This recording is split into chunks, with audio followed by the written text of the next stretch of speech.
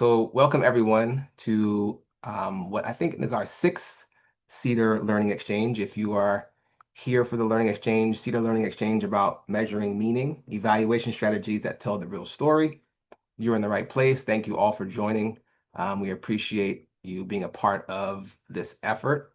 Um, so I'm Earl Chambers. I am one of the MPIs for the National Center for Engagement in Diabetes Research, along with Nadia Islam and Arlene Brown.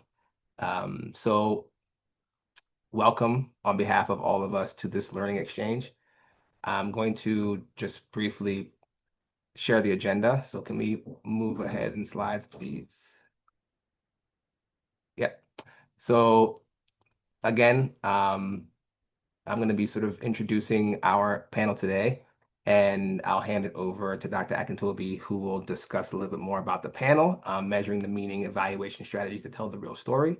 And then our assistant sort of project director, Emma Rogers, will close us out and give us some next steps. So just for those of you who are new to CEDER, we are an NIH-funded center that is dedicated to increasing community engagement in type 2 diabetes-related work. Our goal is to provide resources and technical assistance to promote engagement in diabetes-related research and programs, with the overall vision to foster community-led and informed diabetes research for all communities by integrating multi-sector engagement across the research spectrum. So our QR code is here. If you have a need for resources or want to be part of our effort, please scan and contact us. Next slide, please.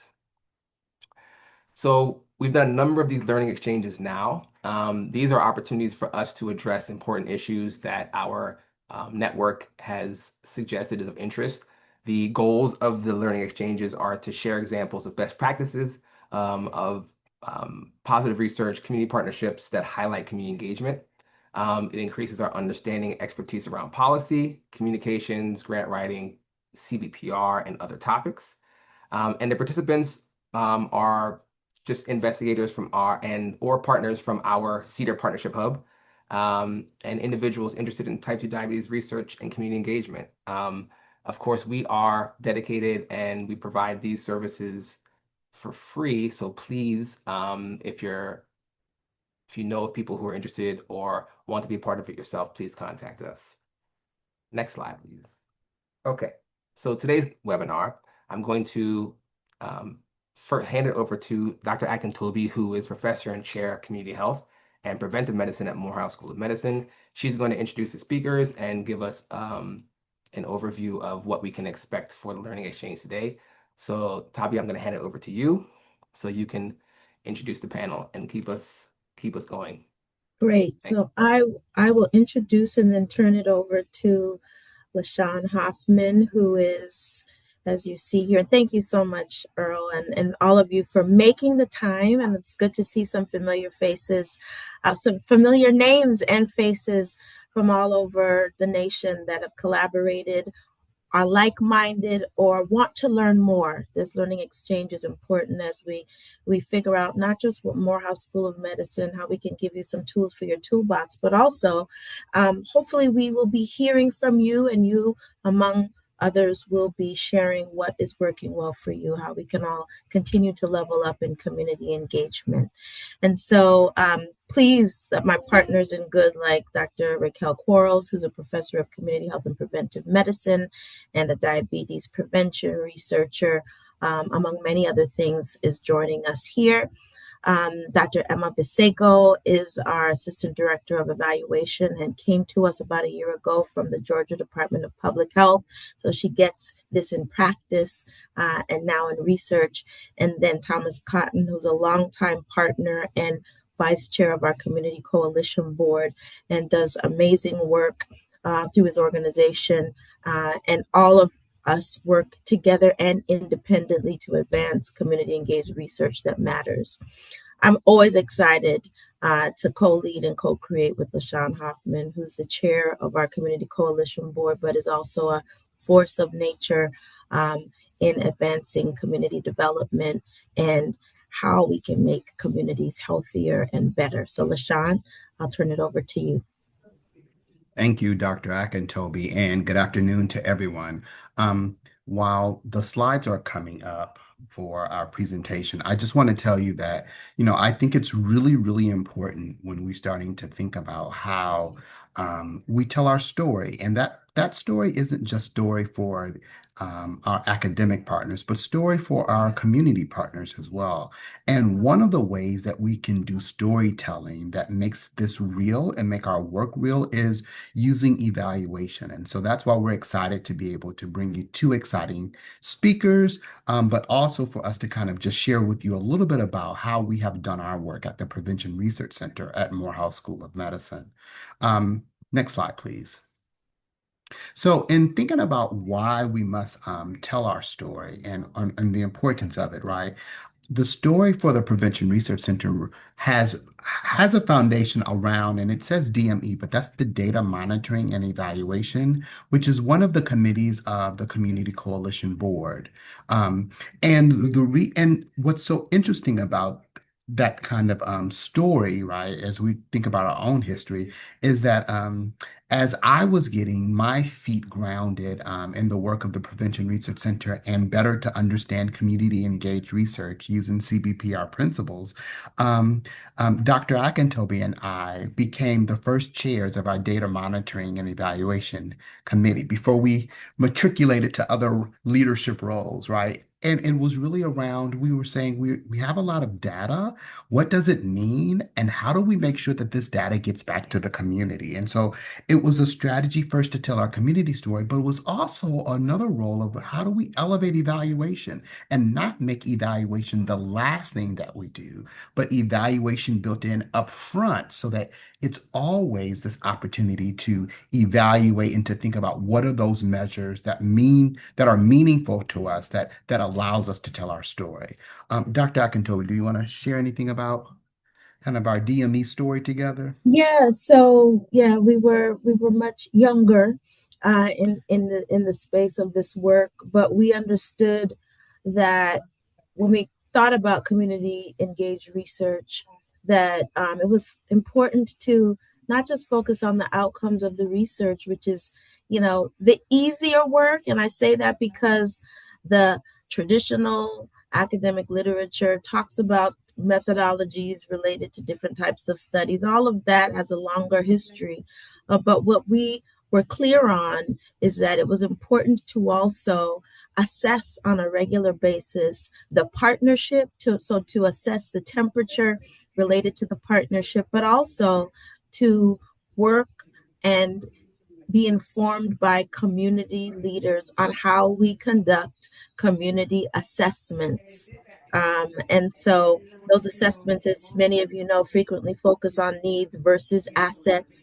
And so with all of those things, we really wanted to ensure that there was a structure that was not just focused on community governance of research, but that at every part of our work together, that we spoke and invested in equity in the leadership related to what's now called the Data Monitoring and Evaluation Committee.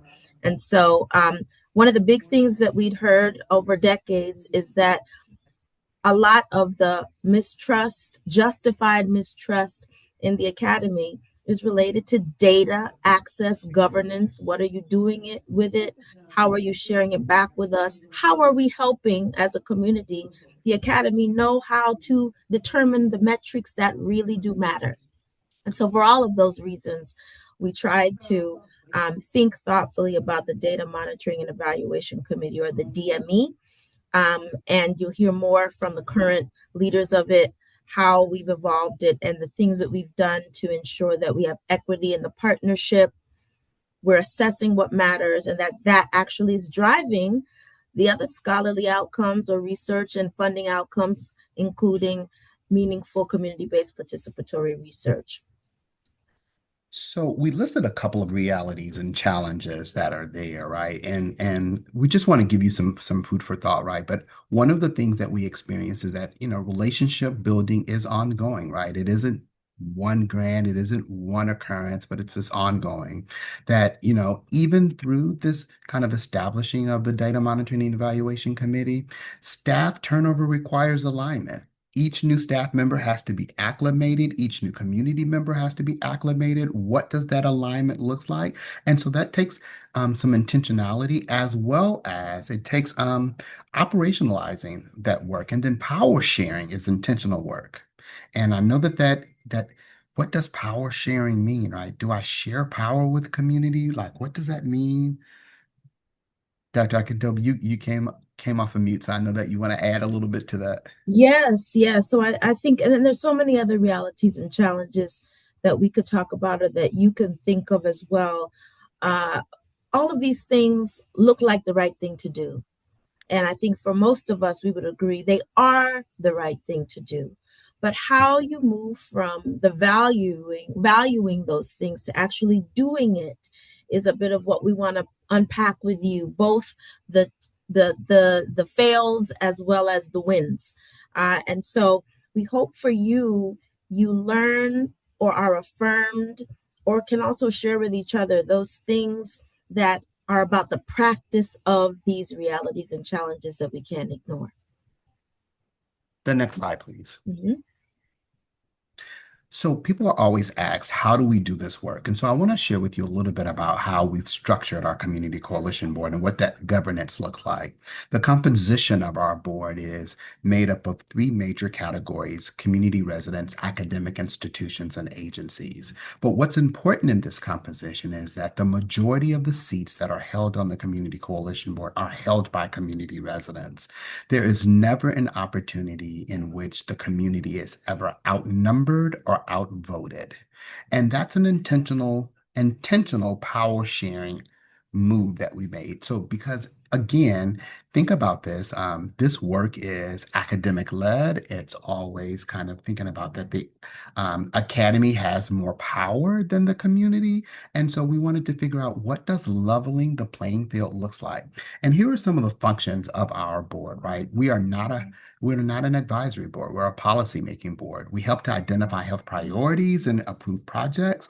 We get to set policies and oversees research infrastructure. Um, Provide this information, ensure that there are clear benefits on what does community engaged research looks like, and it helps with continuing and sustaining the trust that we have both with community, meaning me as a community leader with the community, and then me representing the community coalition board with the academy, to say that that is also important as well. I think most of the time we can really talk about what does community engaged research look like. We can also talk about what are those principles of community-based participatory research looks like. But this is actually, how do you actually implement it? What does it look like on the ground? And that's where the real work comes in at, right? How do you actually do it and not just talk about it? Next slide. So I want to just give you a little bit about how we've set up some of our infrastructure and what does this engagement looks like. And we decided that we would put this slide up to just kind of share with you that it's more than just a meeting. It's more than just a meeting every other month. It's this intentional engagement. And so if you can see that we meet, our whole board meets every other month. The chair and co-chair meets every month with the leadership. There's an executive committee meeting. We shared with you the data monitoring and evaluation committee. There's a communications and technology committee that meets. There's a community engaged research committees that are put together to support specific projects, to help to kind of bring kind of a community institutional review board kind of lens to the either intervention or the project that's going on, that we have community members represented on the institutional review board for Morehouse School of Medicine, and that we conduct annual assessments, right? Both among ourselves as community coalition board members and then among our community, to ensure that there is alignment, there's not mission drift, but to also make sure that we have the pulse of the community. And so people always kind of ask us kind of, how do we do this? This is a snapshot into some of that, how we do this. But it also relates back to one of those principles of community-based participatory research, which you can kind of see there in the light blue, that it facilitates collaborative, equitable involvement of all partners in all phases of the research. So this is just a really quick snapshot of how we do some of our work. I'm going to toss it to Dr. Akintobi to talk a little bit more about that, and then we'll get into further of the presentations, because we want to make sure there's enough time for you to hear our dynamic partners that are going to share a little bit more about their evaluation work. Thank you, LaShawn. So in that list, and you can go to the next slide, we're going to focus on the data monitoring and evaluation function of it. And I want to make sure that we emphasize both here, and I'll do it on the other side at the end of the webinar today. There should be no collaboration or evaluation without dissemination. We must tell our stories together. And the way we tell that certainly should include it going into academic journals, because we need to make sure that the research community understands that this work is in fact rigorous. There is an art and science to it, and you can't do that without ensuring that those stories are told in that space. And we must do it through other mechanisms where the broader world that is not in an academic institution will hear about, learn about, and can understand the importance of this work and what it has to do with them and their everyday lives. And so these are a couple of examples of the ways that and the we means everything that we're sharing here and that you'll see later is co-authored or led by a community co-author or collaborator. And so we can certainly talk about that at another time, advancing the art and science, navigating, negotiating how to co-author and tell the story, whether it is in a podcast or on the written page. But I want to encourage you, and many of you are already doing it, to make sure you're telling the story together and negotiating that from the very beginning. Next slide, please. So when we think about anything from evaluation and data, right, and leadership with community, by community, in evaluation and measuring meaning, we can't talk about these things without anchoring it in the issues of trust and trustworthiness. Stated simply, I see trustworthiness as those practices and behaviors that make me eligible of your trust, and vice versa. And so I just wanted to share a resource, and we have this at the end, and it will be included in the resource hub for CEDER, these principles of trustworthiness, which is another term that's thrown around very loosely. But this is a free resource through the American Academy of Medical Colleges that you can pull down that speaks to each of these trustworthiness principles. There are 10, so I won't read through all of them. You can go to the next slide and we'll be sure to share them. That as you think about data, trust, data, equity, evaluations led by, with, and for community leaders, consider that trust is really at the root of this. And that as we think about any of our behaviors and practices related to equity and research that matters, we must ground it in trustworthiness. I'm going to pass this over now to Dr. Raquel Quarles to lead us into this discussion and how we've really taken community engagement to community assessment and evaluation to funded, community-based participatory research focused on diabetes. Dr. Quarles. Next slide, thank you. So we want to share an example of how we have done something and been successful at it. So back in 2018, well, first, let me say that our Prevention Research Center does a community needs and asset assessment. And that what we saw in that asset assessment, we saw diabetes rising on the list of health concerns that our community was mentioning. And so it went from, lower, where our Prevention Research Center was focused on HIV and sexually transmitted infections. But then over the years, diabetes started rising on the list of concerns. And so our community coalition board came to us and said, what are we going to do about this? We need to do something. We've got to address diabetes in our community. And so we went through a process. Okay, let's talk about how we're going to address it. What can we do? And we decided that we wanted to do some type of intervention. We wanted to intervene on it. And what the academic team did was go to the literature and search out what are those evidence-based interventions that are there for diabetes, to address diabetes. We brought back that literature, presented it, shared the articles with them, but then also presented the interventions to our community coalition board, or I should say a subset of our community coalition board, who were on the community review committee. Um, and we went through several different programs that have been found to be effective in improving health outcomes in communities. And long story short, we landed on the diabetes prevention program. But our community coalition board said, yeah, but it's an individual intervention. And what we really need is something for the entire family. Because what we see is our children are growing up to have the same conditions. So, can we address the entire family? You can't just pull out the mother or their father, change their behaviors in absence of, like, they're not connected with their family. So then we were tasked with, okay, what can we do for family intervention? And so we began to, when we looked at the literature and what had been done in diabetes prevention in families, there hadn't been much with children in the same household.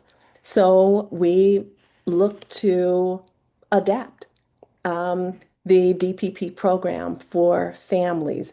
The other piece that we got from our CCB was it can't go for an entire year. That's going to be an issue. And so it needs to be no longer than 4 months, 4 to 6 months, no longer. And so that's all of that discussion going back and forth went into how we developed this adaptation of our family-based diabetes prevention program. But and after we came to a decision what we want to do, we did a quick focus group and families to see, okay, this is what we're hearing from our community coalition board. What do you all think about this? And there was absolute support for us doing this. So we submitted an RO1. It got discussed, had a decent score, but not a fundable score. So then we went going to go back in to resubmit it, but there were other opportunities that came up. And so while it didn't get funded by NIH in that RO1 fashion, an opportunity came up for it to be a project in the community in a center grant. And then the opportunity came up for it to be a project in a rural community in another center grant. And then with our Prevention Research Center, we were coming up for the renewal of our community, of our Prevention Research Center. And while they did not have diabetes prevention as one of the options that we could study, they had diabetes self-management. So we went back to our community coalition board to say, okay, what about this? What if we do this, what we were thinking about, this family-based diabetes program, but do it a family-based diabetes self-management program? And submitted that for our core research project for our Prevention Research Center. And that too was funded. And so what you see here is the Family Dream Project, and why we call it, it really was a CBPR approach, because we went through and worked with our community coalition board to determine what do you want? What do you think is best? What's feasible? What's reasonable? How do we do it? So working together to design a research study, what are our research questions? How are we going to implement it? Working together to do all of this. And thus far, this seed of a project, of an intervention has been funded 3 times. Is it just three or is it four? I think it's just three right now. And we are in the field. We've done some formative work and getting ready on one of them to start the intervention. We started with all of them and confirming what the community wants and how best to implement the research studies. Thank So you for that, Dr. Quarles, as we pivot to the yes, poll question. I think, yes, yeah, as we do that, I think the other pieces of this is from the time we saw this as an issue to the time it got funded was about 3 to 4 years. And yeah. so there was no funding for the diabetes research, Wow. but we made an investment to to have the discussions, to engage in focus groups. The CCB also facilitated the focus groups with organizations that we ultimately funded to be a part of the intervention, so pouring into community-based organizations. So it was the CCB plus when there was no grant. But ultimately, over time, again, having that relationship when there is no funding and addressing the need ultimately does yield fruit that blooms in many places. So let's go to that. Let's go to Absolutely. the Yeah, question. absolutely. And I Yeah. will say before the first grant went in, it was about 18 months of going back and forth and determining what is the best intervention that fits our community before we even submitted that first R01, where, by the way, of course, our CCB was an MPI on that grant. So, what we want to move into, because this session is focused on evaluation, we want you to pull out your phones, use that QR code to get into Menti, and we want you to put in what you hear when you hear the word evaluation. What word comes to mind?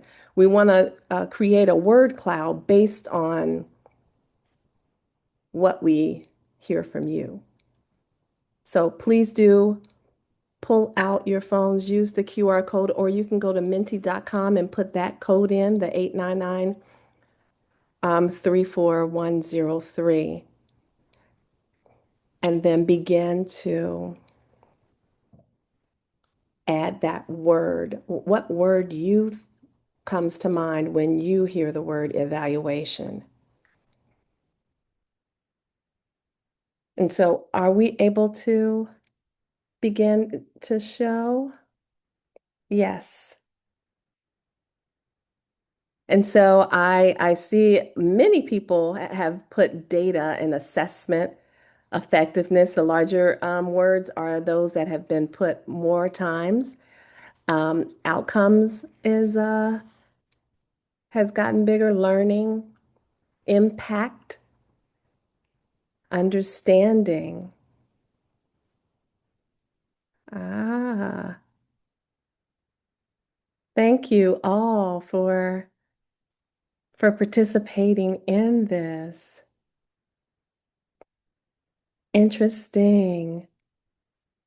All right. But it looks like data and assessment are the two that are most thought of when we think about evaluation, but effectiveness, learning, impact. I think impact is an important one, as well as outcomes and understanding. All right. Thank you all for participating in that. Next slide. So for the reasons that everybody has given, that we understand evaluation as so many other things, and so we're here to really confirm why this conversation really matters. And we're giving here some academic definitions of evaluations, and we can see it's about determining merit, but that's the American Evaluation Association. The beta evaluation, which is mostly does international evaluation, they say evaluation is about judging merit of a program. The government sector, usually it's about making judgments about the program. But we do know that evaluation is not neutral, neither is it linear. So what it really is measured in the evaluation. From these definitions we can see on the left, it's really the funders or the program managers that define what is to be measured. But we want to reflect to make sure that we understand that what we measure really reflects what we measure reflects what we value. So if we want this community involvement, a community valued project, we need to make sure that evaluation is involved from the beginning and we know what the community actually really cares about. So we want to make sure that when you are deciding on what indicators you want, who is governing that what you want to measure? Is it going to be variable for what you're doing today? And then, as Dr. Akintobi already said, dissemination. If you don't disseminate, then you really or your evaluation is not that useful. Next slide, please. So we are here today. These are our objectives for today. So we hope by the end of this session that you will be able to understand the value of multi-sector leadership in guiding the evaluation. You will go away with different ways of how evaluation can be used to community development and asking for looking for more resources and supporting health improvements, as well as learn the innovations in disseminating your evaluation process so that that utilization is more useful. So I think now I'm sending it over to Thomas to really tell us about, we have a poll first.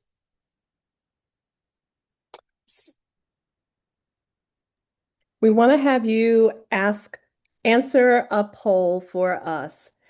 At what point do you usually engage stakeholders in evaluation?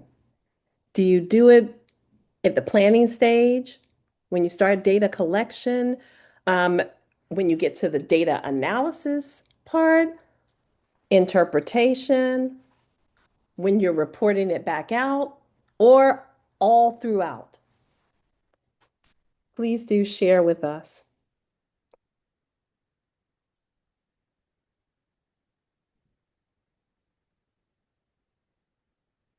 It's looking like so far we've got half, 50% having responded, that most people, I'm happy to see, are saying all stages,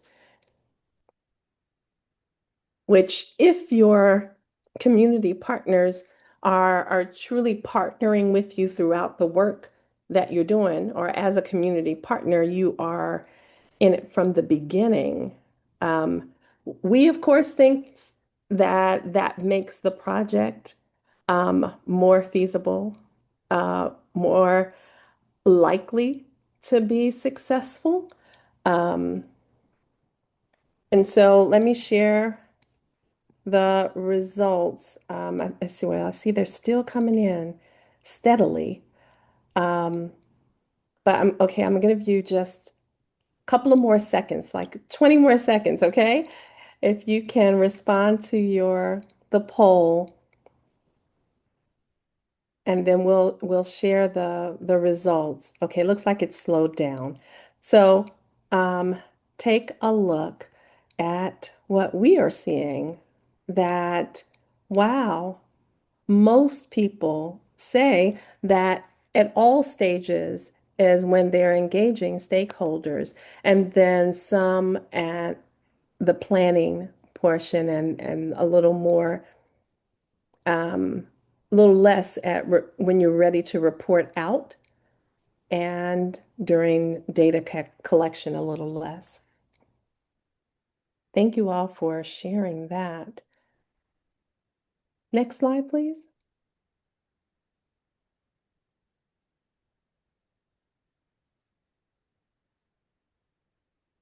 Hello, everyone. My name is Thomas Cotton, and I'm the Vice Chair of the Community Coalition Board.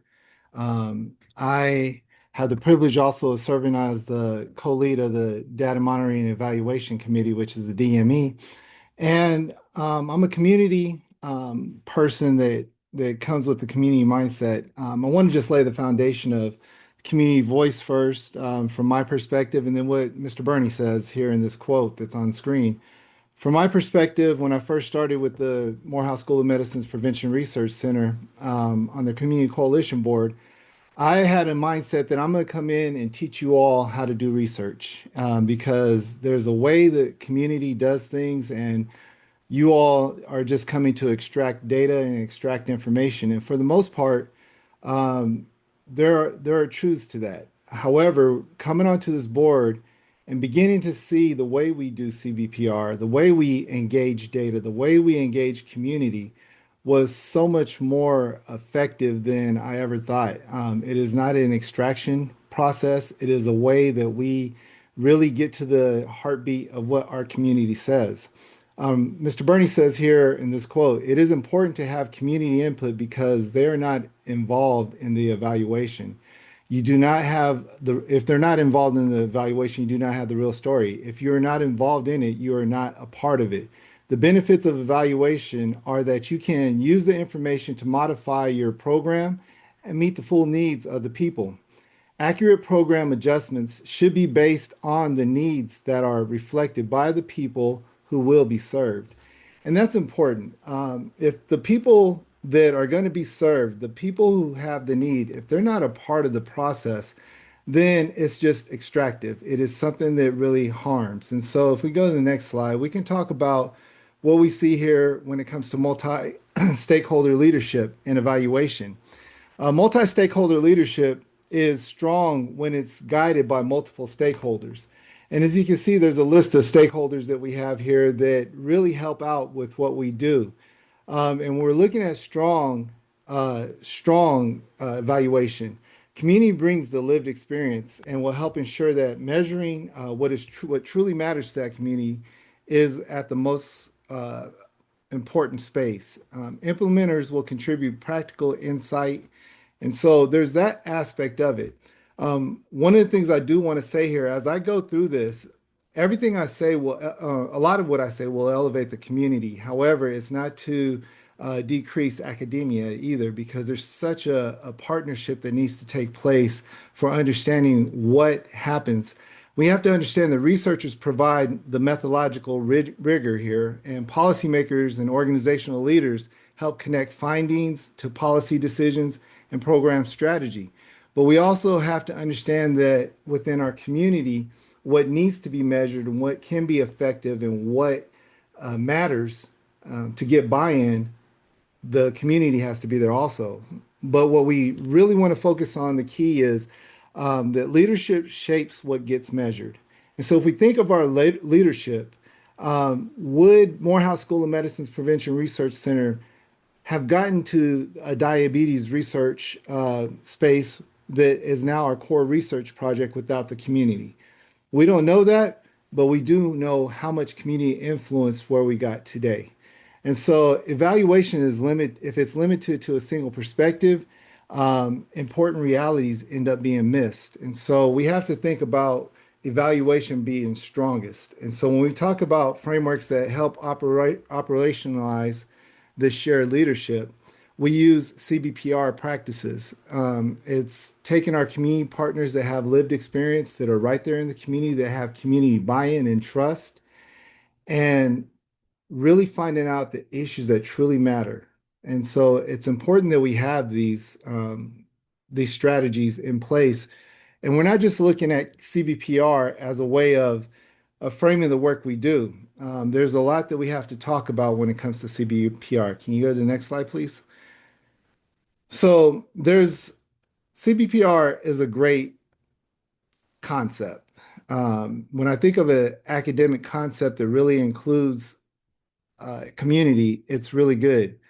But we have some key differences the way we do things at MSM versus typical CBPR practices. You'll be able to see like the first few bullet points that are up there. On the left-hand column is the typical CBPR principles. On the right-hand column is the way MSM does their community voice engagement. And so when we think about the differences, CBPR principles focus on research framework. There are times where I've shared this that CBPR is an academic constraint. So it is something that is developed for academia to try to get community involved. However, it sometimes misses the point.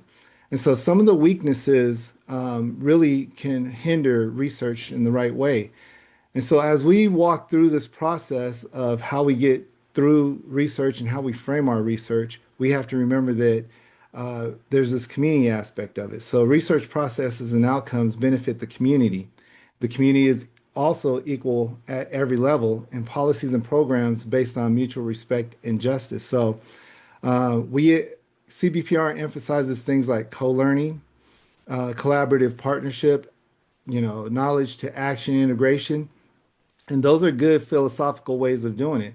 But the way we look at it is community partners are equal at every level. So when we talked about implementing, when do you implement uh, the community or stakeholders into your evaluation process? It's at every single level. It's from even deciding what you're going to research before even going after funding. We understand how important funding is, but we also understand how important it is to have trustworthiness, not extraction at every level. And so having community partners helping to advance the research at every level is highly important. Community empowered to initiate research. Like we as a board, us as community on this board, we are not just sitting back and check marking everything. We're empowered to initiate research. We are leading the team from a community perspective of helping to direct research for the Prevention Research Center. And so we understand like policy and programs that are based on justice are very important to our communities. We cannot look at research for research sake just to, publish an article or to find out findings that don't go back and help our community. And so this is what we look at as shared powered and community leadership, which shifts to a collaborative model. And so if we can go to the next slide. When we think about CBPR, um, there's a difference. There's a little bit difference. And so we think about promises and limitations of CBPR.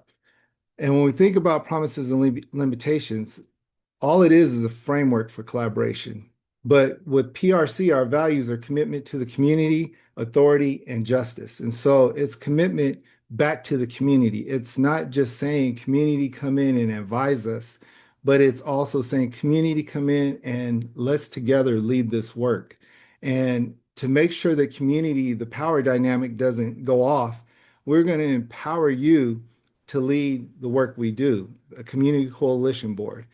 And so when we think about principles not being enough and the limitations of it, um, it's really being able to see CBPR in theory. It embeds equity directly into the research project by encouraging multiple stakeholders in their participation. It encourages co-learning. It encourages shared decision making.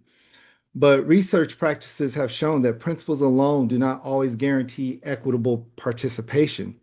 So when it comes to the way we engage through the DME, through the Community Coalition Board, we engage not just to have equitable participation, because we believe that without clear governance structures or defined leadership roles, power imbalances will still occur. And community voices may not be able to fully integrate into the decision-making process.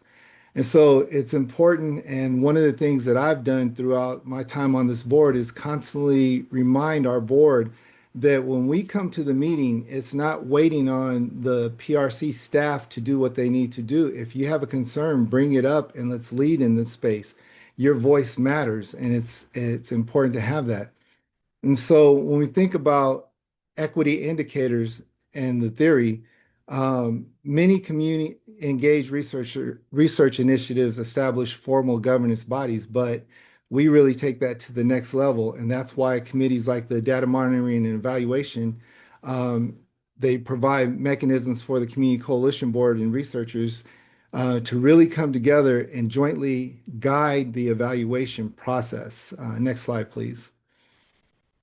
And so one of the ways that we've gotten to where we are with the diabetes research, Dr. Quarles mentioned this earlier, and it was mentioned a little bit throughout, but it's our focus on community CHNA and what we call CHNA squared.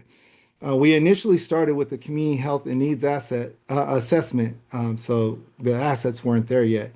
And the goal, ultimate guide was just to find out what the needs of the community were. And one of the things through our board, and really the board speaking up on behalf of the community, is to recognize that every community that has a need doesn't mean it's deficient of assets there also. That we need to recognize that there are people already doing work in the community, people already connected to the community, and there's tons of assets in the community. So we expanded from just the CHNA to a community health needs and assets assessment. So we call CHNA squared. And its ultimate goal is to regularly assess community needs and community assets, and then use those findings to inform planning, implementation, evaluation, and knowledge sharing around community health initiatives. And so, as you can see, our phases and the way we walk through this, it really allows us to engage at every step, collecting data, how we're going to collect the data, even to the questions we're going to ask to collect this data. We're going through the process right now, and we're shifting the way we've always collected data through the CHNA Square. We are now expanding throughout the state of Georgia. When we first started, there was a what's called MPUs in Atlanta, and we had a few MPUs that we would study and go into. And now we've expanded out through Metro Atlanta, the rural Georgia, and so many other areas. And so the way we're going about this now is different. But we're still always starting with the process of going back to the DME to start looking at the questions that need to be asked. And are these questions still relevant? And how do they impact communities? And thank you for that. Neighborhood planning units is the NPU. And are they relevant to the community? So we have to look at how things shift and change on a regular basis. And if we're not, have our heartbeat into the community, then we can be far off because we haven't shifted. So we have to remember that CHNA is not simply a data collection process. It functions as a leadership tool that anchors evaluation and priorities defined by the community itself. And so remember, it's a leadership tool. And this leadership tool really allows us to connect back with what's at the heartbeat of our communities. So by identifying both needs and existing strengths within the community, this assessment helps us ensure that programs and research initiatives are grounded in lived experience and the priority of the community members. You'll hear me say that often. So this approach supports more than just programming or research or getting things together so that we can keep our funding. It's so much more than that. It's about meaningful health outcomes. And that's something that we often miss out on a lot. And so as we are looking at how we engage, we have to remember that if we're going to take an academic construct like CBPR and we're going to make it apply directly to the communities we serve, we have to be able to engage with them in a way that allows everyone to be a part of the process, not just from the standpoint of advising, but leading. Next slide, please. And so again, multi-stakeholder leadership in practice is very important because community can't do what they need without academia, and academia can't do what they need without community if they're going to have accurate outcomes of what they're researching. And so when we start thinking about inclusive leadership, community-driven evaluation designs, shared accountability and trust, and inclusive dissemination practices, that's very important because the dissemination allows everybody to receive this information within a 1 to 2 year period after we start this evaluation. So it's important for that. But we have to also understand typical research without community and just for academic purposes can generally take up to 5 to 7 years to get back to community. If we think about the last 5 to 7 years and everything that's happened in our world, any study or majority of studies that happen pre-COVID can be ineffective at this point. So, getting the information and disseminating back to the community is highly important. And we are very intentional about dissemination practices back to the community. Next slide, please.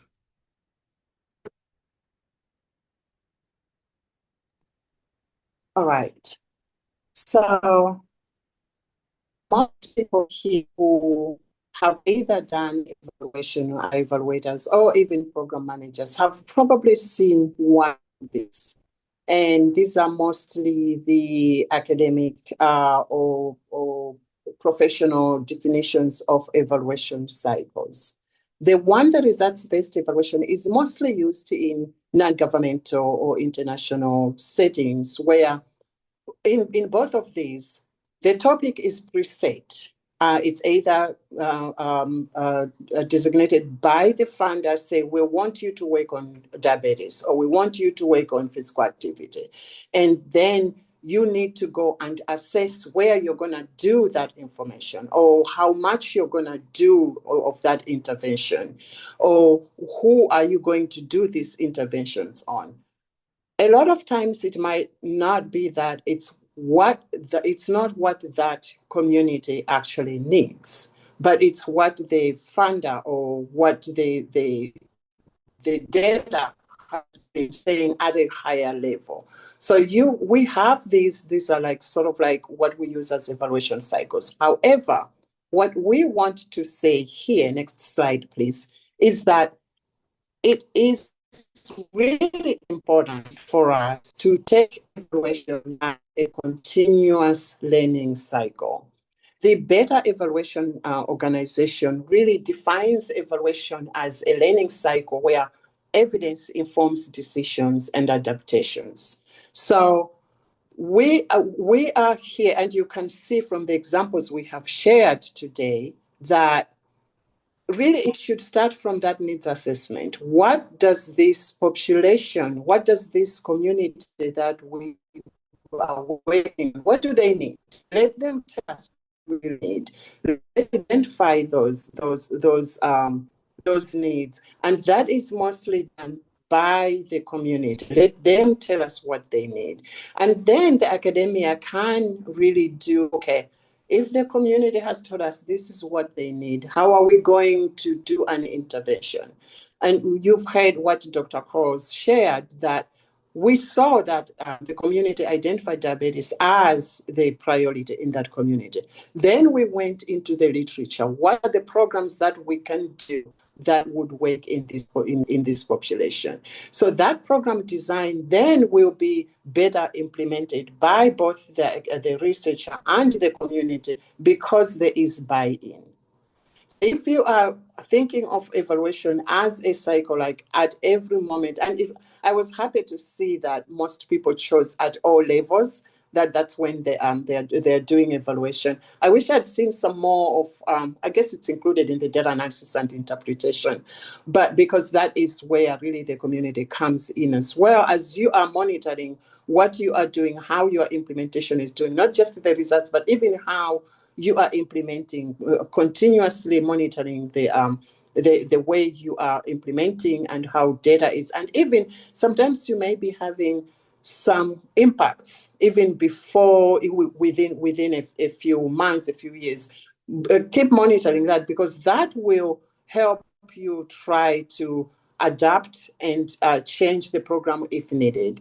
And so in monitoring, and then you start looking at, okay, as we are monitoring, what outcomes are coming through.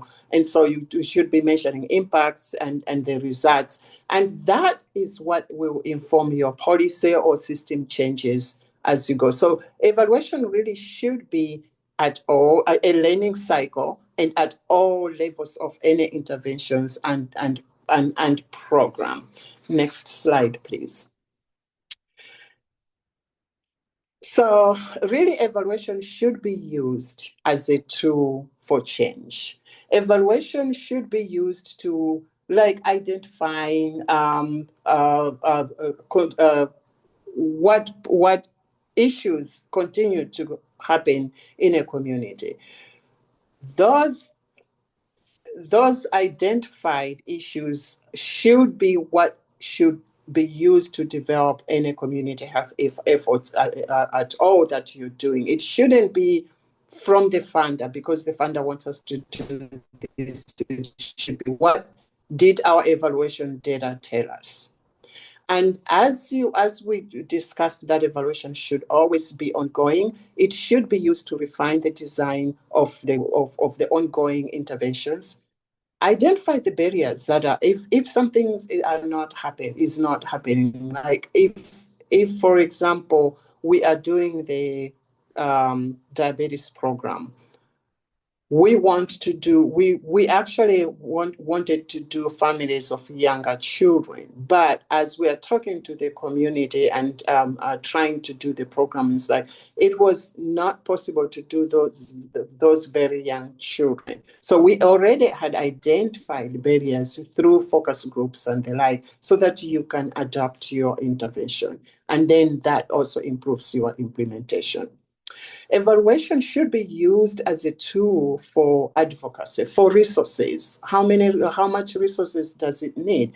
Do we need a program to do just one part of NPU in Atlanta, or is it needed for all of Atlanta? The evaluation results should be able to use that, and it should also be used for the relationship in the community, between the relationship in the community, between the community and the academia, between the researcher and the policymaker, and it should always be adaptive. Next slide, please. All right. So just to like a shared conclusion, that instead of focusing, this is talking about how you reframe evaluation around meaning.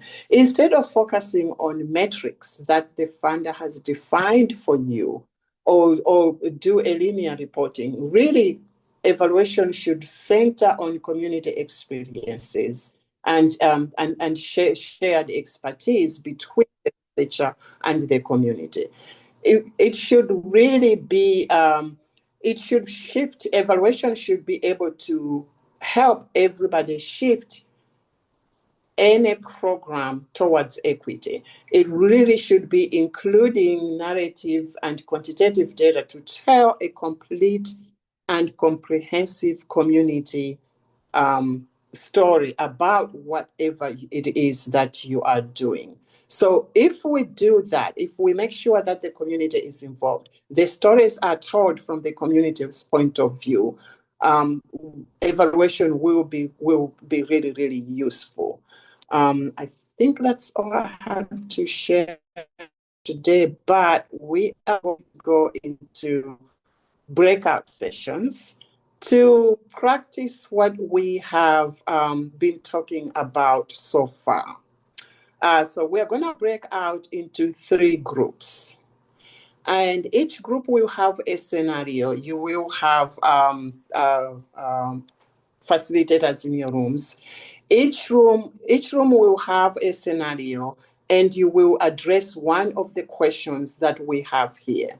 So group 1 will identify a strategy. Think about the strategies that we've talked about. We've talked about the CCB and the DME. Which one will you choose in that scenario and why?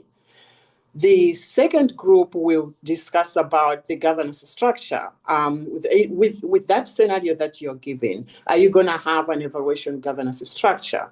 And how will it work? Will it be a community and academia? Will it be mostly community? What are the value, the division of labor or power that you're going to have? And then the last group will, in your scenario, identify the structural barriers and assets for community evaluation that you foresee. And then when we report, you have 15 minutes to do that. And when we come back, we'll have just a short 3 minutes each to report on what you have. And you have the first group will report on question 1, the second group will report so on and so forth. So if we can go to the groups, that would be wonderful. I think you're going to be automatically put into groups. A little bit of time. So it does say 3 minute for each group to report out. However, let's do 2 minutes. 90 seconds. But just share some of the highlights and the big parts of what your group had done. I know there's note takers that were there, and for our group, we had a note taker and someone who's going to report out. So there's the notes for group two. So anyone want to jump in real quick?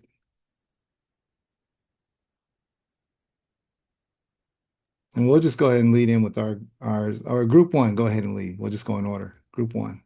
It looks like some of the folks need to be unmuted. Yep. Who's Can you group raise your one? hand? That way we can find you easily for the speaker that needs to report out. Raise your, okay, on the screen. Okay, because then you pop up. Melvin Jackson was one. He put it in the chat. Okay, I'm Yeah. gonna Can try you to hear me find. now? Yep, we Yes, can hear you, yes, Dominic. yes. Yes. I think I was in group We're good. one. Yes. So group one, we were thinking about dissemination strategy for research findings about type 2 diabetes from a hospital.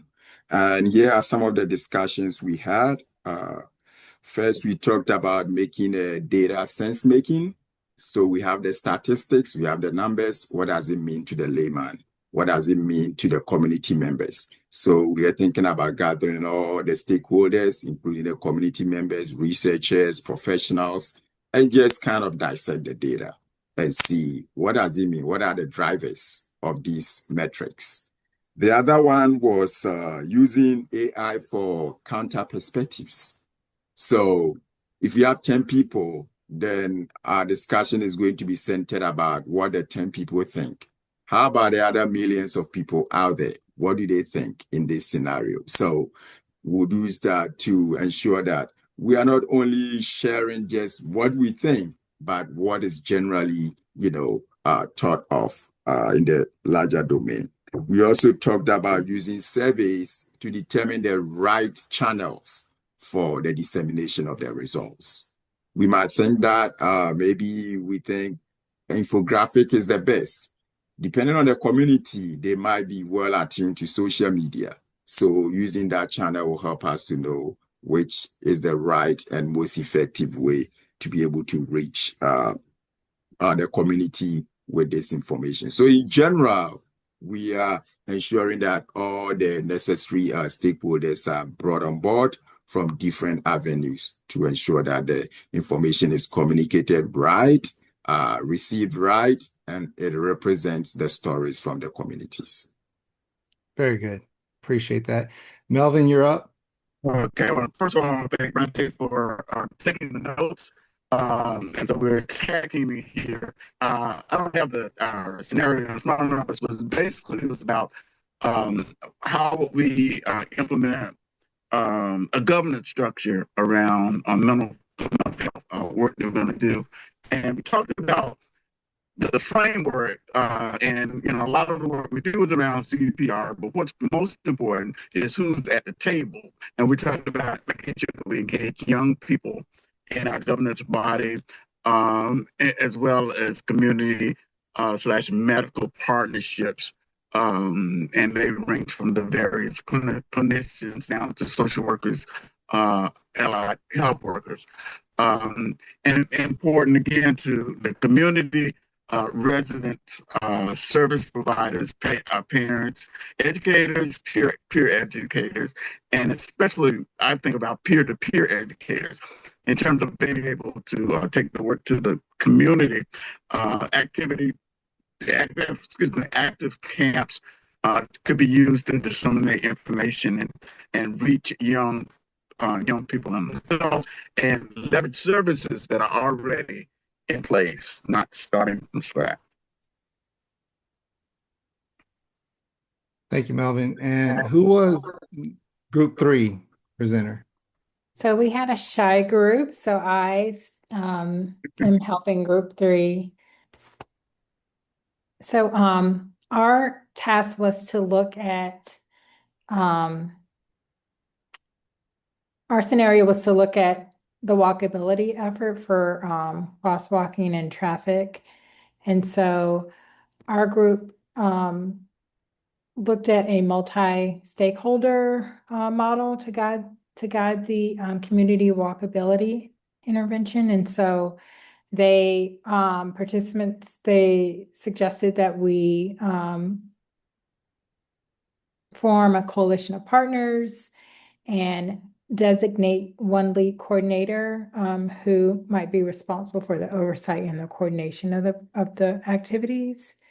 They also wanted to look at governing bodies who might be responsible for different infrastructure components like crosswalk painting, traffic measures, but also looking at organizations and groups who might already have things in place.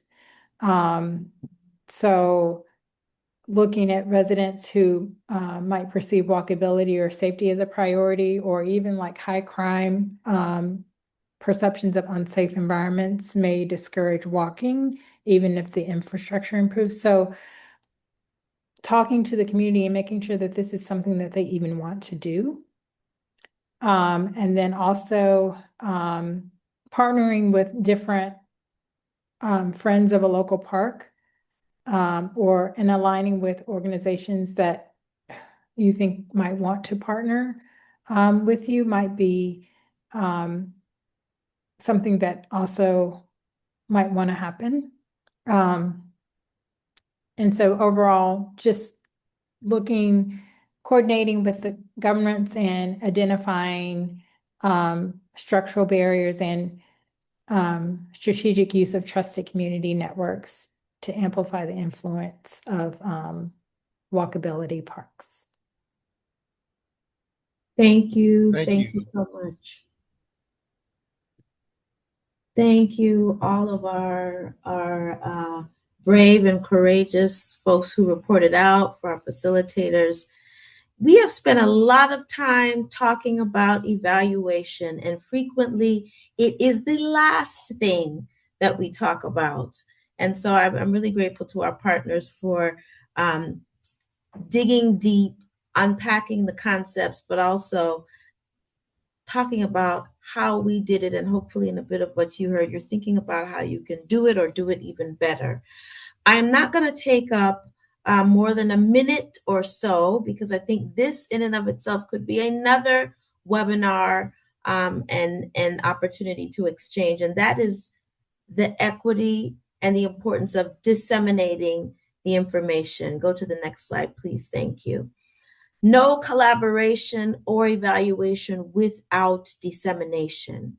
And so I just want to remind all of us that this concept of how we tell the story of what the data said and the meaning that it represents, it is important. And so you'll see on this slide why dissemination matters, why, especially when we're talking about evaluation data, and that data from the evaluation that leads to research that we want to ensure is trustworthy. We have to tell the story. We have to put it out there.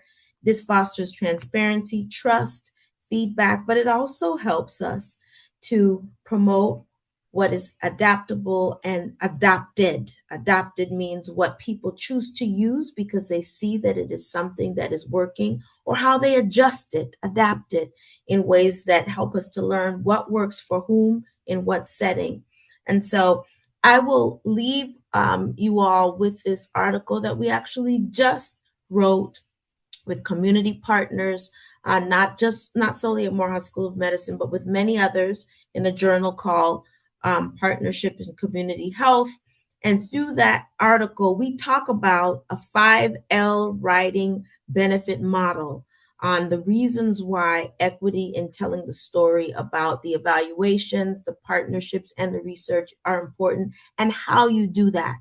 So I'm going to skip, and I will tell you to move forward to some of our other slides, which you'll get, and you'll see some examples of research that we collaborated on to tell the story.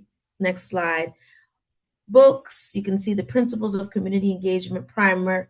RPRC, with many others nationally, wrote the evaluation chapter. So when you get this PowerPoint, you'll see the link to download that free resource. It talks about a lot of evaluation models as well as metrics that are important and create meaning. And then we use podcasts and other mechanisms like many of you to tell the story together. Next slide, please. And I think we're almost done here. This is research that we disseminated together. Next slide, please. Another project, a REACH project that was focused on physical activity and healthy eating. And I'm going to take us to the end so you can see some of our resources. On all of these slides, you all, what you're going to see is that we try to align the CBPR values that we adapted, that Thomas talked about, to the actual behavior, the actual thing that we did. And so here again, you see our takeaway. Evaluation is a leadership function. It is not something we simply check off the box. Thomas said it well. We are fostering leadership by communities to own, inform, and govern the data, to demystify us, particularly today when there is decreased trust in science and academic institutions. Evaluation equitably is our way toward that path, towards trusted science that matters and is informed by the community. I think I am going to pass the baton back over to CEDER. Our time is short, but you will get these slides, and in it you will also see our contact information so we can collaborate, learn from you as we work together to advance diabetes research that matters and makes a difference. Thank you so much to the Morehouse team and all of their phenomenal partners. We have 1 minute left, so I just wanted to very quickly close this out. 1 second. So thank you all for participating today. We really appreciate it. Please, if you can take 1 minute to complete our evaluation, we really, really appreciate it. We want to hear what worked well today, how we can improve for future events. We will include the evaluation link in the chat and also in a follow-up email, but please, we really appreciate your time to complete this evaluation. And after all, this is an evaluation webinar, so please do so. And then again, we have a couple of upcoming events. We hope you can join us. We're really excited to be joined by our team out in Hawaii. From University of Hawaii and Kula, the community partner. The focus of this webinar will be group model building. Very excited for that event. And then in May, we'll have 2 events. One is with partners from the Cooperative Extension Program across the country, a phenomenal group of people doing on-the-ground work and supporting partners through research and other programs.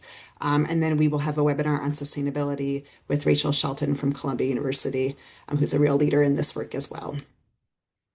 And finally, you can meet with all of these amazing experts through CEDER. They can meet with you to have a one-on-one meeting through a consultation or a studio, a group of them to provide support on your program and your research. They are phenomenal and they're all part of CEDER.